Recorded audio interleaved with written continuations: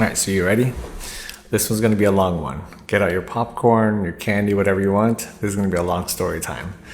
And the only reason why I'm doing this is going to be a shout out to my younger brother. I just got off the phone with him and he's like, you got to tell this story. So that's what I'm going to do right now. So I guess I'll start from the beginning. I have kind of like a busted back right now. I guess over the summer I played golf. I don't even play golf. I have a busted back.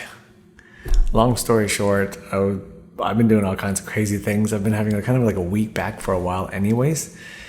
And I guess my reputation, even amongst the brothers, is I like to do stupid stuff. Like I like to jump off cliffs. I like to just push things to the limit.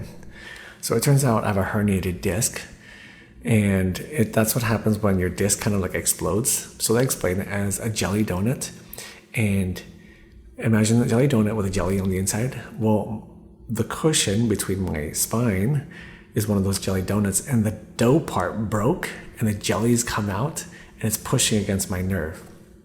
So it stinks. I could not even walk. About 2 weeks ago, I couldn't take it anymore, so I went to the ER, and that's when I shot the other video. And coming back from the ER, I got my CAT scan. That's when they confirmed that I had the herniated disc. And I was making it out to the pharmacy on the way home, and I couldn't get out of the car. I couldn't walk into the supermarket to get my medicine. So I remember I was calling the missionaries from the pharmacy and asking them if they could drive out there to pick up the medicine because it was so painful. Anyhow, they gave me a pack of steroids. I did that dose package, and from the very first day after my first dosage, it felt a lot better. But still a lot of pain, but a lot better. At least I could walk and I could just deal with it. And these are one of those injuries where, since I'm a religious, this is my vocation, we don't really have money nor good insurance. I'm on Medicaid, and I'll take whatever they can cover. If they don't cover it, I don't take it. If they have it, then yeah, I'll take it. So I try my best. I got physical therapy from my primary care doctor, and I started doing that. And they said I should try to get an MRI, so I tried that, and I got approved for that too.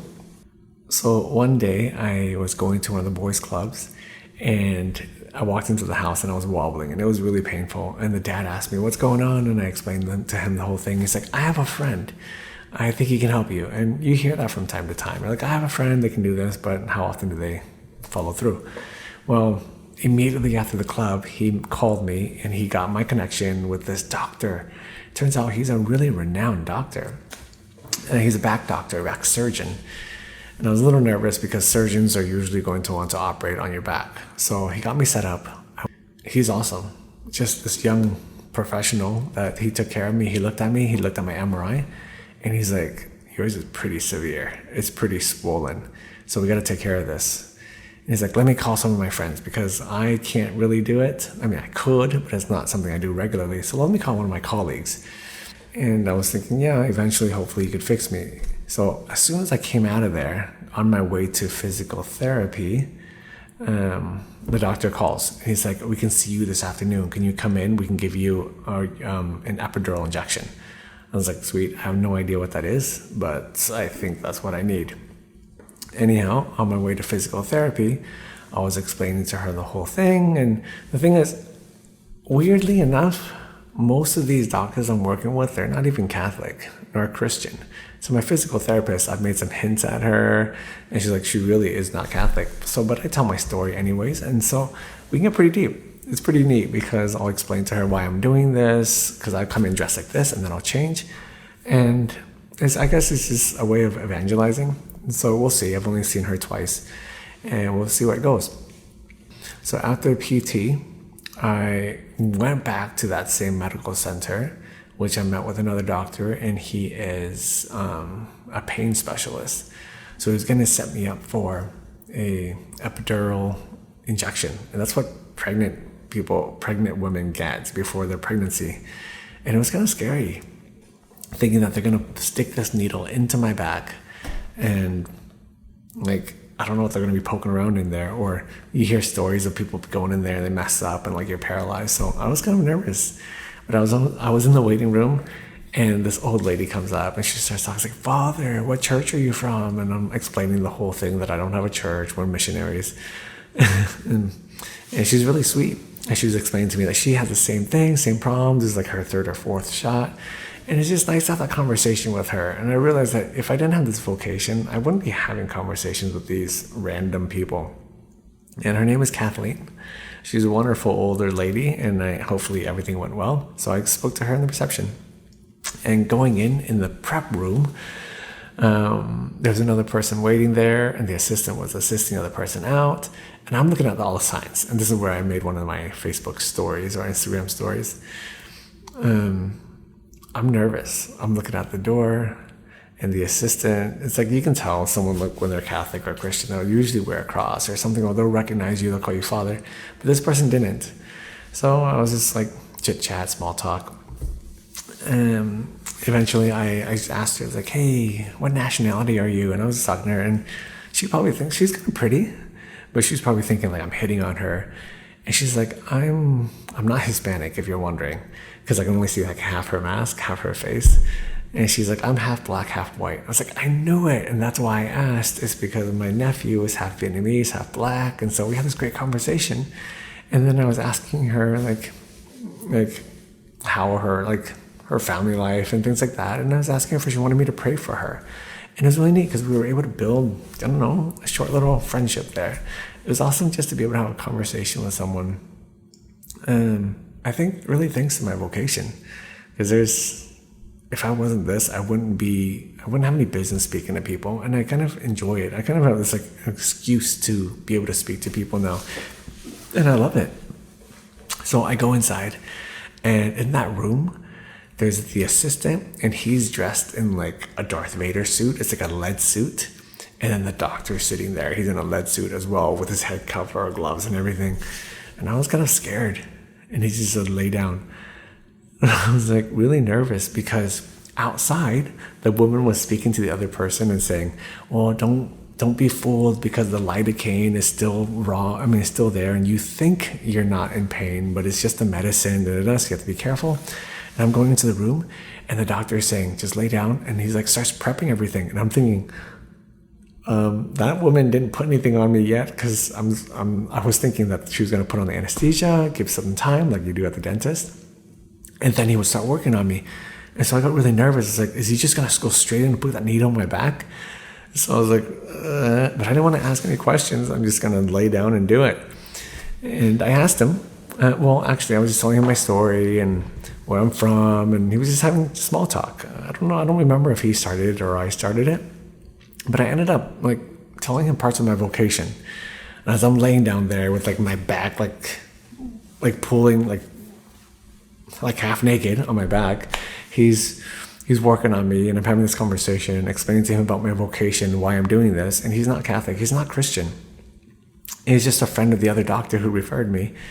And he was curious. And I'm super afraid, because every time I speak, I can feel my body like vibrations, and especially when I'm laying there and I want to be super still, because he's about to stick this needle into my back near my spinal cord to inject a steroid fluid. And that's part of the procedure. And he's asking me, and I'm like almost whispering, and I don't want to talk, but he keeps asking as he's going through the procedure. In the end, it was a fantastic procedure, and I almost didn't feel anything. It was really cool. I mean, I felt the original pinch of the anesthesia, but I'm so used to having problems with my teeth that it was like not a big deal. But the real needle was awesome. And he gave me 2 injections. And the thing is, I would have been content. Yeah, pretty much content with the fact that I may never run again. This is how I felt, because just having a slip, or not a slip disc, but a herniated disc means this pain is going to be around. There's actually no real cure for a herniated disc. Some people, they get surgery and they have to like forge the 2 spines together, or they clean it up and things, but I can't afford that, and our insurance wouldn't cover for that. So I've already walked through this mental process with God, thinking I'm never going to walk, or I'll never run or walk straight ever again, play basketball or volleyball. And I'm okay with that. I think God maybe allowed this to happen because it's part of my vocation. I've just become a priest, and now he's going to allow this to happen. I'm running out of battery. Let me switch the battery, and I'll be right back. All right, just switched the battery. Now I'm back. And I was just saying how I would have to accept all of this as part of my vocation. It's part of my vow of poverty and just letting God do his thing in divine providence. So if I can't find anybody to help me, that's fine. I'm just going to be like this for the rest of my life. And I've embraced that. Actually, I've been in pain for the past 3 weeks. Probably the most painful experience I've had in a long time, or of all times, for me personally. Yet, this is the happiest moment I've ever been in my life. It's strange because this physical pain has nothing to do with my experience of how awesome life is. The priesthood has far superseded all these little things that happen. So I'm okay with that. And I feel like what an honor that God would allow me to suffer such a cross in part of my priesthood, to somehow, I don't know, use it as a grace for the souls that he has planned for me. And it's not like I'm holy or anything special. It's just, I'm just not sad about it. I don't know why. I believe that if God wanted, he could just snap his fingers and it would all be gone. But he snapped his fingers and he's allowed it. So why am I trying to complain if I can't do this or I can't do that? Why am I complaining if I can't run when the fact that I can run was always a gift anyways? So I'm really okay with this. So back to the story, being okay with this, turns out those doctors that have been seeing me are the best of the best. I looked up his bio and he's like really good. So going back into the room, he puts the needle in, he does the injection, and I didn't feel anything. It's fantastic. And he's like, ooh, really good injection. I was like thinking he's already good. And when he says that must be a really good injection. So it's fantastic. I haven't felt anything since I got that. And he cleaned me up, he patched me up, put a Band-Aid on it. I got dressed, and on the way out, I was asking if I could pray for him, if he had any intentions. And immediately, you could see him like tear up. And he said it again, I'm not Catholic, but I sent my kids to Catholic school.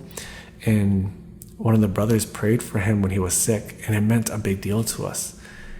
And it was just like, that connection like immediately happened. But it wouldn't have happened if I had not asked how he was doing or if I could pray for him. And I really mean that. I want to pray for him. So I got home and I sent him an email just thanking him for what he did. And this man was busy. It was just like in and out, in and out. And he answered fairly quickly. And he's like, no, thank you. Thank you for like blessing our office. And I really didn't, I came there, he worked on me. But I didn't realize how much of a blessing my vocation is, not just for Catholics, but for people. Just because I love my vocation and I just want to be with people and I want to love them and I want to appreciate them. And these are the people who are working on me. So it's been awesome just to, receive so much from people and receive so much. And I know that many people can't even receive what I got to receive. Yet through my vocation, through the providence of these connections, people have given me so much. And I have a friend who's in terrible pain, but he can't get an epidural injection. I'm sure there are many people out there, but it's because of my vocation, because I gave God everything. He gives me back so much more, and he really takes care of me. And the original doctor, he said, well, if you have to come back for surgery, then just come back, we'll figure it out. And he's the surgeon. And so just because of my vocation, all these things happen. And I was thinking in the very beginning, I give God my life. Like, I give you a blank check. I may never get to do this. I may never get to do that. And he takes care of me so much more than I could ever imagine. And it's these little incidences where I get to love that person, that girl, the reception, that old lady sitting in the waiting room, this doctor, that doctor, the PT. I don't know how to put it other than my vocation is super awesome. Not just because I'm a priest, but just I think the fact that I just want God to run my life and I really don't care what people think. And God really takes care of that. So I think my story's gonna end here. I may make another story, and I don't even know why I'm making this long video. My brother told me I have to do it. I don't even think it's that entertaining. But seriously, if you stuck around for all of this, I have no idea why you're sticking around. But that's my story. I just wanted to show how awesome life is when you just let God run it. He really takes care of everything. So that's it. God bless you. If you have any comments, questions, if you, or I don't know why you would want to comment down below, but if you have any questions or anything, I will try to answer that. And that's it. God bless you. I will see you next time. Bye.